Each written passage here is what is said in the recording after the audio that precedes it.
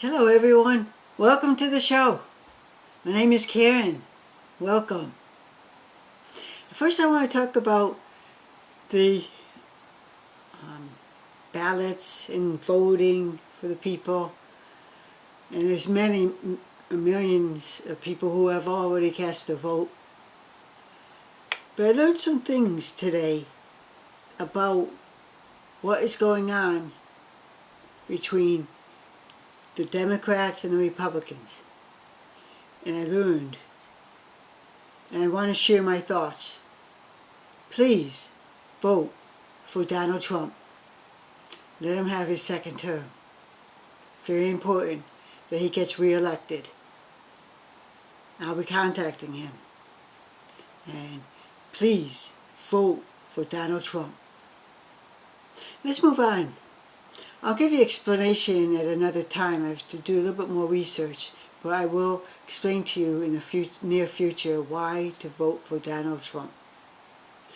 Now moving on, let's talk about my friends. I have two real good friends. One is Dorothy, and she has her husband Jim in a nursing home. And because of the coronavirus, when they were seeing each other at the nursing home, they had to stay 6 feet apart. They couldn't talk loud because or talk about anything because the other people could tune in and hear what they're saying. So she couldn't touch him at all. They could just sit there and talk and just enjoy being with each other that's 6 feet apart. My friend Dorothy was at the receptionist and gave them some paperwork, and she was standing there talking to the receptionist a little bit. Jim's nurse came up and talked to Dorothy, telling her that Jim has to go to the hospital immediately because he hasn't been relieved of his urine. His bladder was big and it could cause major problems, such as the kidneys could shut down or the bladder could burst, and then he would die from that when he doesn't have to die from it. So the nurse explained this to Dorothy, and Dorothy told him that she's right here near the receptionist, that she'll be going to the hospital with him and to do what you're supposed to do. So he told the nurse, I want to make sure I see my wife at the receptionist. So they called, an ambulance arrived, and she was at the receptionist, keeping her distance. And he was transported to the emergency room, where they put him in a private room, and the nurse said, while they waited for a urologist to help her husband, and let them close the door and say, you can take your mask off, but if any employee or staff comes in, put your mask back on. So they were able to touch each other, they were able to kiss each other and hold their hand and talk whatever they want to talk about. They were together for about 4 hours, and they were so happy to spend private time together. He has a tube that goes for his bladder, to relieve his bladder. Well, the doctor was able to reduce the urine from his bladder into the bag, urinary bag, and then when it was done, he was much happier and much more free of pain. So they did end up with a UTI, so they know what kind of medication to give to him. And soon after, he was released to go back to the nursing home. So she was outside, and the ambulance crew was putting him into the ambulance when he says, hey, say goodbye to that chick over there. Say goodbye to her. And they said, oh, that's your wife? They said, yes. They pulled him out of the ambulance, and she came over and gave her husband a big kiss. And I thought that was an amazing action, that they pulled him out of the ambulance so she could give him a good night kiss. Dorothy was on cloud 9, so happy about this occurrence. So he went back to the nursing home, and she went home, and everything turned out okay. But to spend 4 hours together with her husband was priceless. She loved it. And that's a gift from Evan, who is in the heavens. So it didn't come from Donald Trump. It came from Evan, from the spiritual world. He's overseeing our care. He's interacting. He's given us gifts so that we could live happily. Now my other friend, her name is Diane. She had bad manners. No one taught her etiquette. And she would have vulgar profanity in her daily words as she spoke. And she talks over you. If you try to talk to her, her voice gets louder so you can't talk, and she just keeps going and talking and talking.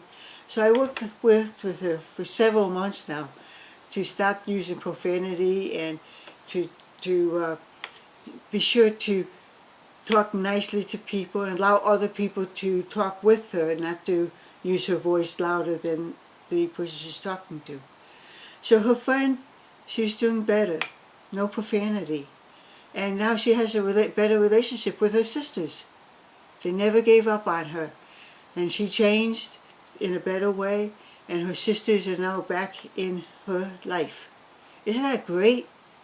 She has since found to live with a person and do mostly cleaning and cooking for this person. So she was happy about that. Very happy. There's an episode, but it was resolved quickly. So she's she's happy to find a place to live. Then it gets better. She went on to her friends, and she's going to live with this man. And the other good thing that happened, she got a job. She hasn't worked. She's 60 years old. There's caretaking for the elderly. And she's good at that. She's good at cleaning. And she's good at talking to people and communicating. And the woman she took care of said nice words to her. And unfortunately she passed on. She crossed over. And she is out of work, but we encouraged her to contact Comfort Keepers, where they provide a person at the home, to be able to stay at their home and get good nursing care. So she's going to be working with them. It's at 8 o'clock in the morning till 5 o'clock in the evening, and it's a Monday through Friday, and she has weekends off. So she's so happy. She hasn't had a true job in years, a long time. But they're willing to hire her and to do that housekeeping type of work.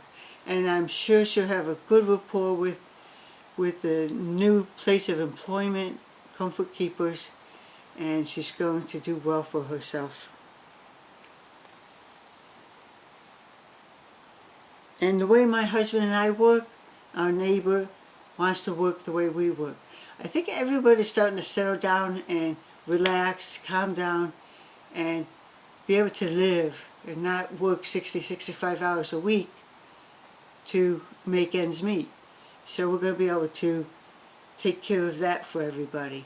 And by that way,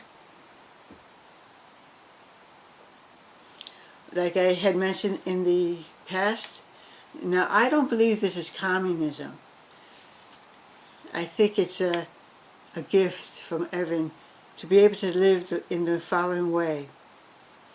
You will not have to pay for medical care. No one will ever go hungry. Some people, children, go hungry at night, go to bed hungry. That's not going to happen anymore. All of us will have nice clothes to wear, and all of us will have a place to call home.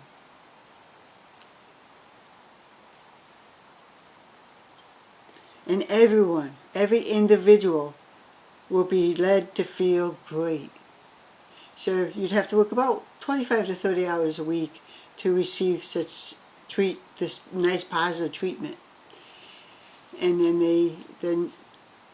then she'll get paid good money, and she'll be on the books and she'll get a nice working working statement, so she could share that for future jobs if she needs to get a different job. So those are the two wonderful things, and I don't think that's having these items is communism. It's a gift, and receive it, and you'll be okay. Doesn't mean you have to only work 30 hours. If you want to work more hours, you can, but it would be with a point system, and as you increase the number of points you have, you're able to buy other things that are extra that you could get for yourself. And like I said before, if you have a son and a father wants to take a Friday afternoon off to go horseback riding with his son, he would be able to do that. He'd be able to spend more time with the family. So that's a good thing. Now, carrying on, because of all the stress we're having, I'd like to reduce the amount of stress. I've been having stress, and I would like to share a little bit on how to reduce your stress. So get in a nice comfortable chair, no interruptions, and close your eyes. And listen to my voice. And then when we do the affirmation, I will say the line, and then you will repeat it aloud, and then just follow what I say and do it. When I say it to yourself loud, and we'll go from there. So be peaceful, calm, and relaxed. Close your eyes. Take a deep breath. Inhale and exhale. Inhale and exhale. Inhale through the mouth, hold, and then exhale through the mouth. And close your eyes. You should start feeling yourself more and more relaxed. Inhale, take a deep breath, hold 3 to 5 seconds. Exhale and release all the air out of your lungs and hold. And breathe normally. Now I want you to become more relaxed. Tighten up all of your muscles as tight as you can make them. Hold 3 to 5 seconds. And then exhale and relax. Take a deep breath, inhale, tighten up all the muscles, hold 3 to 5 seconds. Exhale and relax.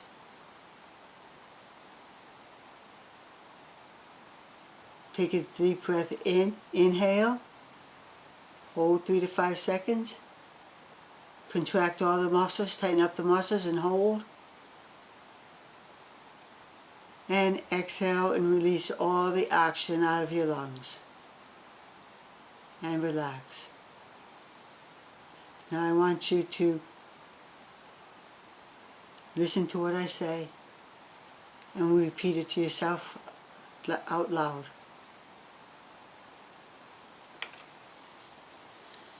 I am calm, I am safe, and I am protected.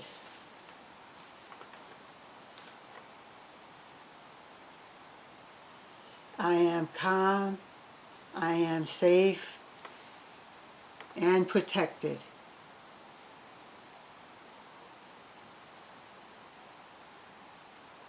I am calm, I am safe, I am protected.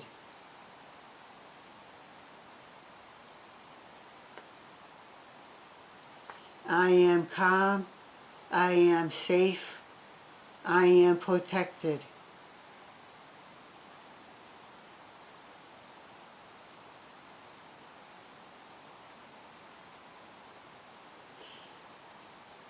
I am calm, I am safe, I am protected.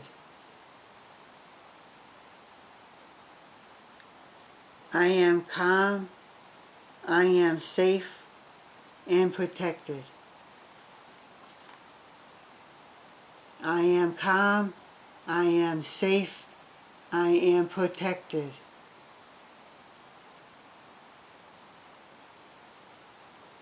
I am calm, I am safe, I am protected.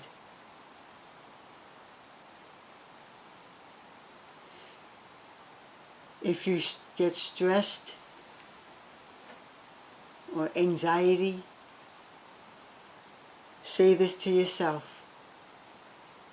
I am calm, I am safe, I am protected. Say these aloud if you can, or intrinsically.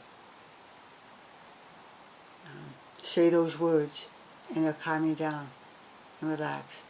When you're at home, you could get in your room uninterrupted and say this sentence many times, and then you'll start feeling more and more calm. You may stay how you are right now, and you can go to bed whenever you want to, or you could slowly move around and stand up and be nice and relaxed, and you'll feel safe and protected. Thank you, everybody. Have a good night. Have a good day. Remember, be good, do good, stay good. Amen. Thank you.